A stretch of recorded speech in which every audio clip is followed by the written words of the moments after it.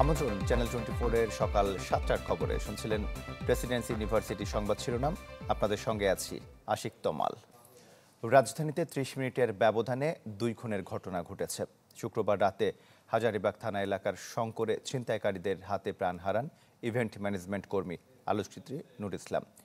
এর আগে জিগাতলায় ডক্টর মালিকা কলেজ ও বিশ্ববিদ্যালয়ের শিক্ষার্থী সামিউর রহমান খান আলভিকে পূর্বশত্রুতার জেরে ছুরিকাঘাত করে হত্যা করে দুর্বৃত্তরা। এতে আহত হন আরও 3 শিক্ষার্থী।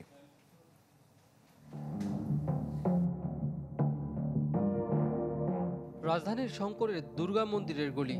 ইভেন্ট ম্যানেজমেন্ট কর্মী নূর ইসলাম ছিনতাইকারীদের হাত থেকে বাঁচতে দৌড়ে প্রাণপণ চেষ্টা করছেন, কিন্তু তার হলো না। ছিনতাইকারীদের ধারালো অস্ত্রের আঘাত কেড়ে নিল তার প্রাণ। এ সময় সঙ্গে থাকা বন্ধু ইমন জানালেন ঘটনার ভয়াবহতা। কিছু পোলা পাইন আমাদের রিস্কায় ঘিরা ফেললো, ঠিক আছে। ঘিরা ফেললে আমি দেখি এই বড় একটা ছুরি, তার মানে চকচক করতেছে, হালকা একটু অন্ধকারের ভিতরে ছিল, চকচক করতেছে। এর ভিতরে মনে করেন কি দৈরে মনকে আমাদের চিন্তা করে আমরা বুঝা ফেলাইছি।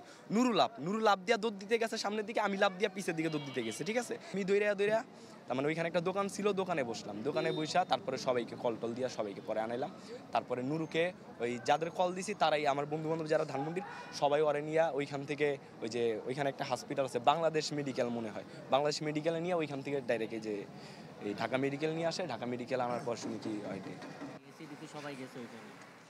এর আধ ঘন্টা আগে জিগাতলা বাস স্ট্যান্ড সংলগ্ন সড়কে কয়েকজন দুর্বৃত্ত দেশীয় অস্ত্র দিয়ে কুপিয়ে জখম করে ডক্টর মালিকা কলেজ ও বিশ্ববিদ্যালয়ের কয়েকজন শিক্ষার্থীকে। এতে নিহত হন অনার্স 3য় বর্ষের ছাত্র সামিউর রহমান খান আলভি।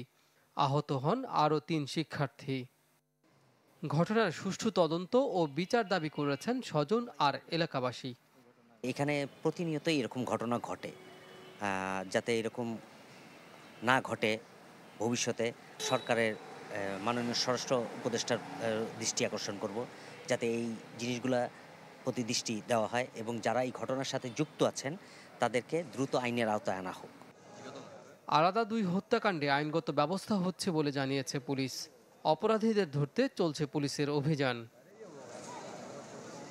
কাজী ফয়সাল, চ্যানেল 24, ঢাকা। জগন্নাথ বিশ্ববিদ্যালয়ের শিক্ষার্থীদের টানা 3 দিন ধরে বিক্ষোভ, অবস্থানসহ বিভিন্ন কর্মসূচির পর সরকার তাদের দাবি মেনে নিয়েছে। শুক্রবার সন্ধ্যায় বিশ্ববিদ্যালয় মঞ্জুরি কমিশনের চেয়ারম্যান অধ্যাপক SMA ফয়েজ আন্দোলনস্থলে উপস্থিত হয়ে একথা জানান।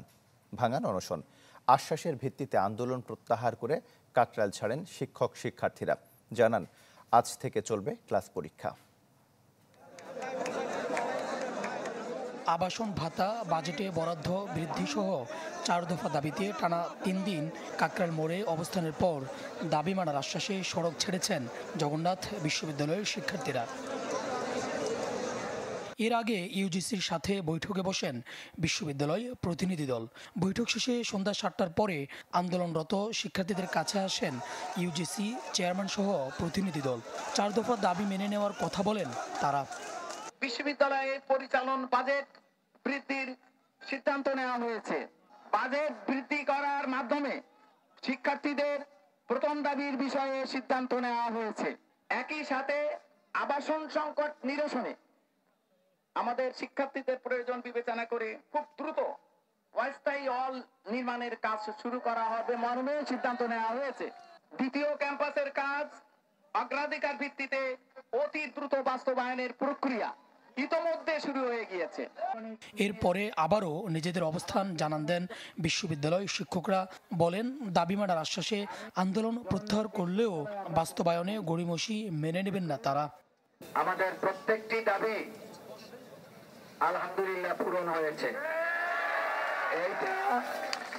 এইটা জগন্নাথ বিশ্ববিদ্যালয়ের জন্য যারা এই আন্দোলন কি করে এইটি আদায় করলেন ইতিহাসের পাতায় আমরা তাদেরকে জাতীয় বীরের মর্যাদা দিতে চাই। এদিকে টানা 3 দিনের আন্দোলনে দাবি মেনে নেয়ায় আনন্দ প্রকাশ করেন শিক্ষার্থীরা, চান দ্রুত বাস্তবায়ন। এটা আমাদের জন্য খুবই ভালো লাগতেছে এবং আনন্দের নিউজ, আলহামদুলিল্লাহ খুব ভালো লাগছে। আমরা আসলে আশ্বাসে বিশ্বাসী না, যেটা হচ্ছে মূল কথা। আর হচ্ছে দাবি মানলো সেটার স্পষ্ট বর্ণনা দেয়নি, ইভেন কবে থেকে শুরু হবে সেটাও বলা হয়নি।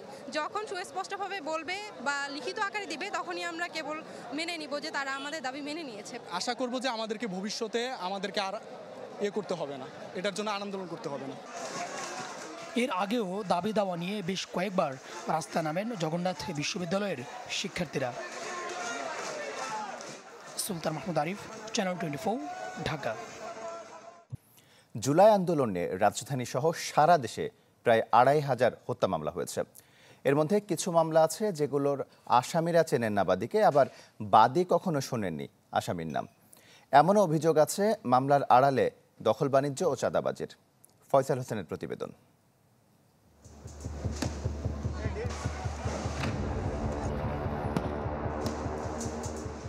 রক্তাক্ত জুলাই আগস্টে প্রাণ কেড়ে নেয় হাজারো ছাত্র জনতার। এরপর দেশের বিভিন্ন থানায় দায়ের করা হয় প্রায় ২৫০০ মামলা। আসামির তালিকায় যেমন আছে চিহ্নিত অপরাধী, তেমনি ব্যক্তিগত কিংবা ব্যবসায়িক শত্রুতার কারণে অনেকের নাম যুক্ত করার অভিযোগও কম নয়। এই যেমন রাজধানীর নর্দার্ন বিশ্ববিদ্যালয়ের ট্রাস্টি বোর্ডের মালিকানার দ্বন্দ্ব গিয়ে গড়িয়েছে জুলাই আগস্টের মামলায়। প্রতিষ্ঠানটির ট্রাস্টি বোর্ডের চেয়ারম্যান অধ্যাপক আবু ইউসুফ আবদুল্লার সাথে সাবেক ট্রাস্টি লুৎফর রহমান সানি ও বোরহানের দ্বন্দ্ব চলছে ১৪ বছর ধরে।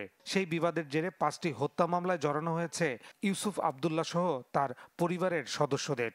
মামলার ভাই কোনো ভিত্তি নাই, মামলার ইনফরমেশন গুলো খুবই ভুল।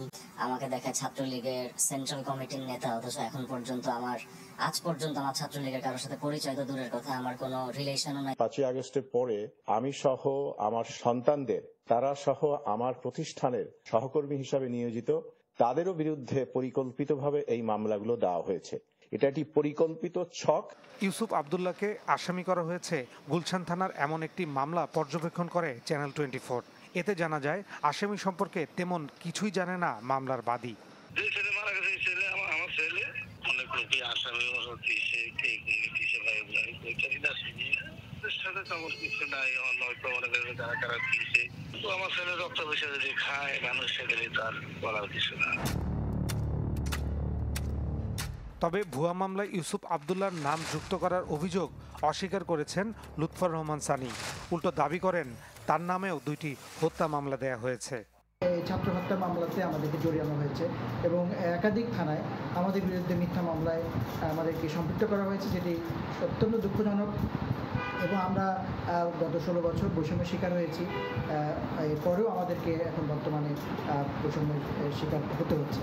অনুসন্ধানে জানা যায় 2002 সাল থেকে 2011 সাল পর্যন্ত নর্দার্ন বিশ্ববিদ্যালয়ের ট্রাস্টি ছিলেন লুৎফর রহমান, বোরহান সহ 7 জন। তাদের অভিযোগ রাজনৈতিক প্রভাব খাটিয়ে ট্রাস্টি বোর্ড থেকে তাদের বের করে দিয়ে বিশ্ববিদ্যালয়টি দখলে নেন ইউসুফ আবদুল্লাহ। তবে এইসব অভিযোগ নাকচ করেছেন বর্তমান ট্রাস্টি বোর্ডের চেয়ারম্যান। 5 আগস্ট পট পরিবর্তনের পর মালিকানা ফিরে পেতে দলবল নিয়ে নর্দার্ন বিশ্ববিদ্যালয়ে যান সানি পক্ষ। ওই ঘটনায় আটকও হয়েছিলেন তিনি। এর কিছুদিন পর বিশ্ববিদ্যালয়টির বনানী ক্যাম্পাসেও হামলা চালায় দুর্বৃত্তরা। তারা অপচেষ্টা চালিয়েছে আমাদের ইউনিভার্সিটি দখল করার জন্য। জুলাই আগস্টের মামলায় এই সম্বন্ধে কোনো কিছুই জানেন না, তাদের নামেও এখানে তারা নাম দিয়ে হত্যা মামলা দিয়েছে, মিথ্যা মামলা দিয়েছে। নর্দার্ন বিশ্ববিদ্যালয়ের মালিকানার দ্বন্দ্বের পুরো ঘটনা নিয়ে তদন্ত করছে বিশ্ববিদ্যালয় মঞ্জুরি কমিশন। ফয়সাল হোসেন, চ্যানেল 24, ঢাকা।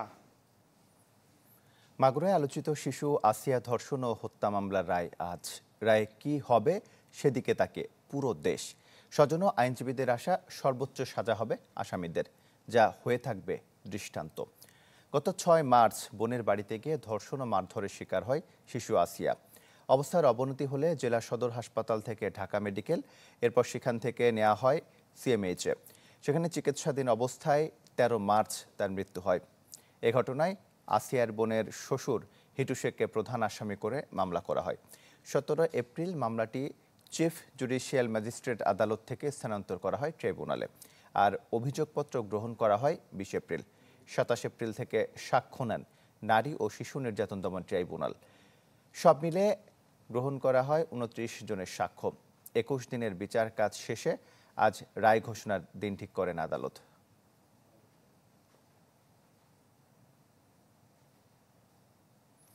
এ নিয়ে আরও খবর জানাতে মাগুরা থেকে আমাদের সঙ্গে সরাসরি যুক্ত হচ্ছেন রমিজ হুসাইন। রমিজ, আশিক, আজকে এই যে চাঞ্চল্যকর আসিয়ার ধর্ষণ এবং হত্যা মামলার যে রায়, সেই রায়টি ঘোষণা করা হবে 10টার কিছু পরে। আমরা যতটুকু জানতে পেরেছি, এখানে রাষ্ট্রপক্ষের আইনজীবী রয়েছেন, তার সাথে কথা বলে 10টার পরে এই যে কোর্ট যখন বসবে তখন হচ্ছে আলোচিত যেই ঘটনাটি, সেই ঘটনার রায় আসবে।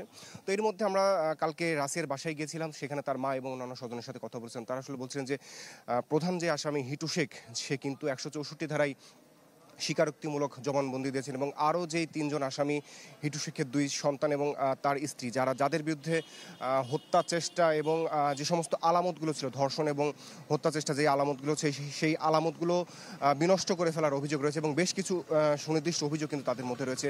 যেখানে রাষ্ট্রপক্ষ বলছে যে যেই 29 জনের সাক্ষ্য নেওয়া হয়েছে এবং পারিপার্শ্বিক যেই সাক্ষ্য গ্রহণ এবং মামলার আলামত সব কিছু পুঙ্খানুপুঙ্খ তদন্ত করে এবং বিশ্লেষণ করে তারা সক্ষম হয়েছে যে এই যে ঘটনাটি, চাঞ্চল্যকর ঘটনা, সেই ঘটনায় যে আসামি যে 4 জন রয়েছে তাদের যে সম্পৃক্ততা রয়েছে সেটি তারা প্রমাণ করতে সক্ষম হয়েছেন এবং তারা হিটু শেখ যে মামলার অন্যতম একজন আসামি, তার সর্বোচ্চ সাজা এবং বাকি যে 3 জন আসামি রয়েছেন তাদেরও সাজা এখানে চেয়েছেন রাষ্ট্রপক্ষ থেকে এবং আসামির যেই স্বজনরা রয়েছেন তারা।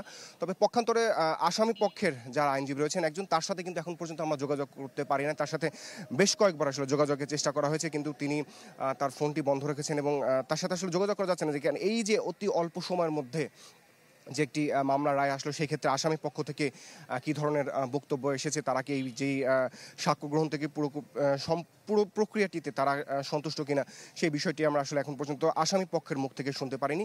যদিও আজকে এজলাসের মধ্যে এই পুরো বিষয়টি যেটা আলোচনা হবে, বিচারক এই মামলার সব কিছু যখন এর মধ্যে তুলে আনবেন, তখন হয়তো আসামি পক্ষের বক্তব্য আমরা সুনির্দিষ্টভাবে জানতে পারবো। তো তোমাল আমাদের অপেক্ষা করতে হবে যে আসলে এই যেই 4 জন যাদের আলোচিত যেই আসিয়া হত্যা মামলা যে আসামি, তাদের ভাগ্যে আসলে কি ঘটছে এবং পুরো দেশ আসলে এদিকে তাকিয়ে রয়েছে। তোমাল। রমিজ, আপনাকে ধন্যবাদ। মাগুরা থেকে আমাদের সঙ্গে যুক্ত হয়েছিলেন রমিজ হুসাইন। একটা বিরতি নিচ্ছি, ফিরছি একটু পরেই। দেখছেন চ্যানেল 24, সঙ্গে আছে আশিক তমাল। রাজধানীর বাড্ডার দক্ষিণ আনন্দনগরের আনসার ক্যাম্পের পাশে একটি বাসায় গ্যাস লিকেজ থেকে বিস্ফোরণে একই পরিবারের নারী ও 3 শিশু সহ 5 জন দগ্ধ হয়েছেন। শুক্রবার রাত 12:30টার দিকে দগ্ধ অবস্থায় তাদের জাতীয় বার্ন ও প্লাস্টিক সার্জারি ইনস্টিটিউটের জরুরি বিভাগে নিয়ে আসা হয়। বিষয়টি নিশ্চিত করেন সার্জারি ইনস্টিটিউটের আবাসিক চিকিৎসক ডাক্তার শাওন বিন রহমান। জানান, প্রত্যেকের শ্বাসনালী পুড়ে গেছে। আহতদের গড়ে 30 থেকে 80% পুড়েছে। সবার অবস্থা আশঙ্কাজনক।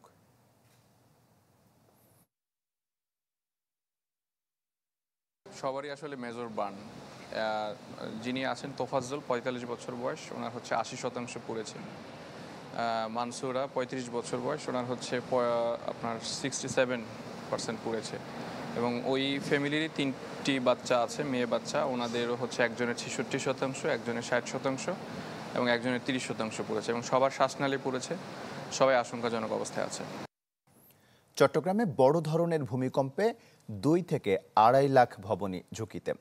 এমন তথ্য জানিয়ে বিশ্লেষকরা বলছেন, অপরিকল্পিত নগরায়ন, ঝুঁকিপূর্ণ স্থাপনা অপসারণ না করা এবং নিয়মনীতি উপেক্ষা করে ভবন নির্মাণ প্রতিনিয়ত বাড়াচ্ছে ঝুঁকি।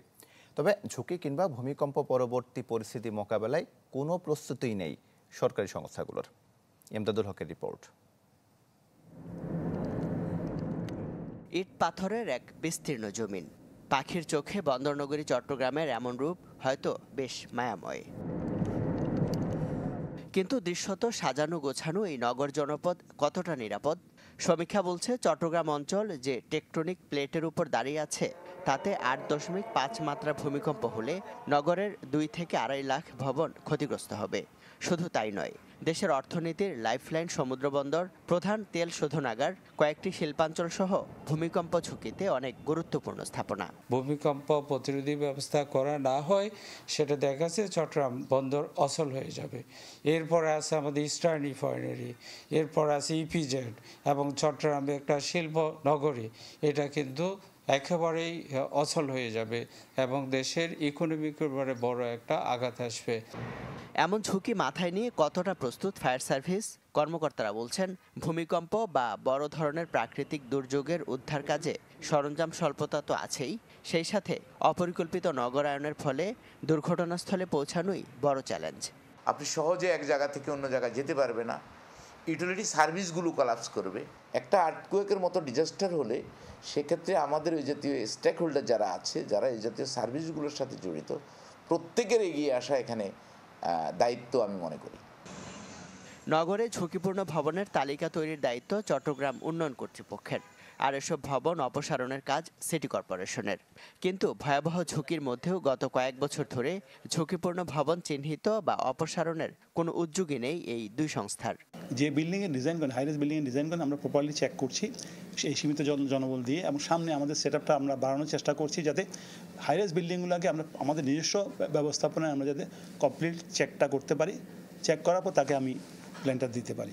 আজকে আমরা এত বেশি মেগা প্রজেক্ট করেছি, মানে আনপ্ল্যান্ড একটা সিটি করে ফেলেছি, কোন এক জায়গায় কোন একটা ডিজাস্টার যদি হয়ে যায়, এই ফ্লাইওভারের জন্য আপনি কোথাও ঢুকতে পারেন কিনা সেটা একটা প্রশ্ন।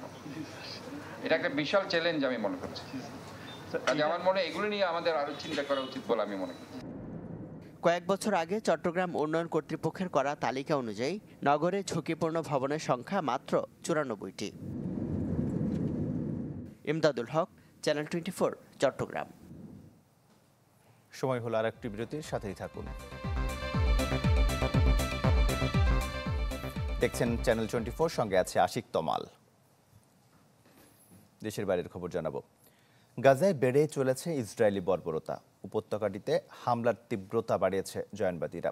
গেল 24 ঘন্টায় প্রাণ গেছে 115 ফিলিস্তিনির, আহত আরও বেশ কয়েকজন।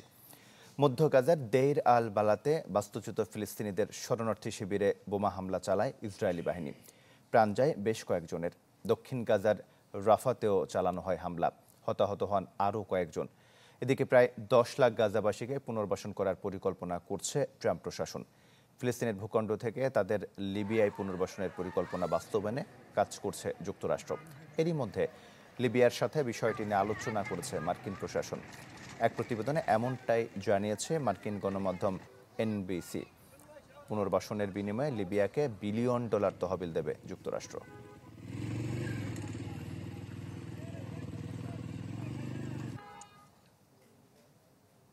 যুদ্ধে জড়ানো 3 বছরের বেশি সময় পর সরাসরি আলোচনায় বসেছে ইউক্রেন ও রাশিয়া। যুদ্ধবিরতি নিয়ে কোনো সিদ্ধান্ত না হলেও দুই পক্ষের বন্দি বিনিময় নিয়ে হয়েছে চুক্তি। তুরস্ক ও যুক্তরাষ্ট্রের মধ্যস্থতায় হওয়া চুক্তিতে দুই দেশকে 1000 যুদ্ধবন্দীকে ফেরত দিতে হবে। তবে বন্দি বিনিময়ের তারিখ জানায়নি কোনো পক্ষ। শুক্রবার তুরস্কের ইস্তাম্বুলে উসমানিয়া যুগের একটি প্রাসাদে একত্রিত হন কিয়েভ ও মস্কোর প্রতিনিধিরা। 2 ঘন্টার কম সময়ে হওয়া আলোচনায় বেশ কিছু বিষয়ে দেখা দেয় মতবিরোধ। ইউক্রেনের এক কর্মকর্তার বরাতে বিবিসি জানায়, বেশ কিছু এলাকা থেকে নিজেদের সেনা প্রত্যাহারের শর্তে যুদ্ধবিরতির প্রস্তাব দিয়েছে ক্রেমলিন, যাতে ইউক্রেনের তরফ থেকে মেলেনি কোনো সাড়া। এদিকে ইউক্রেনের সাথে অনুষ্ঠিত আলোচনায় সন্তোষ জানিয়েছেন রুশ প্রতিনিধি দলের প্রধান ভ্লাদিমির মেদিনস্কি।